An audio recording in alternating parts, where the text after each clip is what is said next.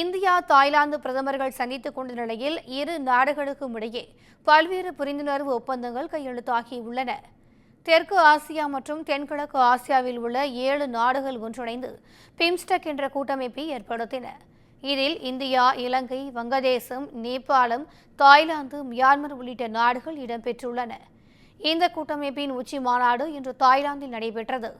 இதனையொட்டி தனி விமானம் மூலம் தாய்லாந்து சென்றடைந்த பிரதமர் மோடிக்கு இந்திய வம்சாவளியினர் சார்பிலும் அந்நாட்டு அரசு சார்பிலும் சிறப்பான வரவேற்பு அளிக்கப்பட்டது. பின்னர் சிவப்பு கம்பளம் விரித்தும் பூங்கொத்து கொடுத்தும் அதிகாரிகள் பிரதமர் மோடியை உற்சாகமாக வரவேற்றனர்.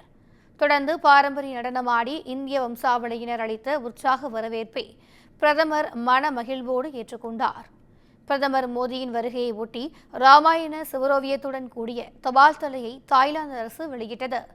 இந்தியாவுடனான பிணைப்பை பறைசாற்றும் வகையில் தபால் தலை வெளியிட்டதாக தாய்லாந்து தரப்பில் கூறப்பட்டுள்ளது.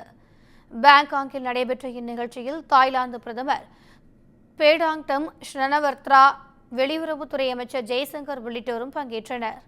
தொடர்ந்து பரஸ்பர வர்த்தகம், முதலீட்டை அதிகரிப்பது பற்றி தாய்லாந்து பிரதமருடன் பிரதமர் மோடி ஆலோசனை நடத்தினார்.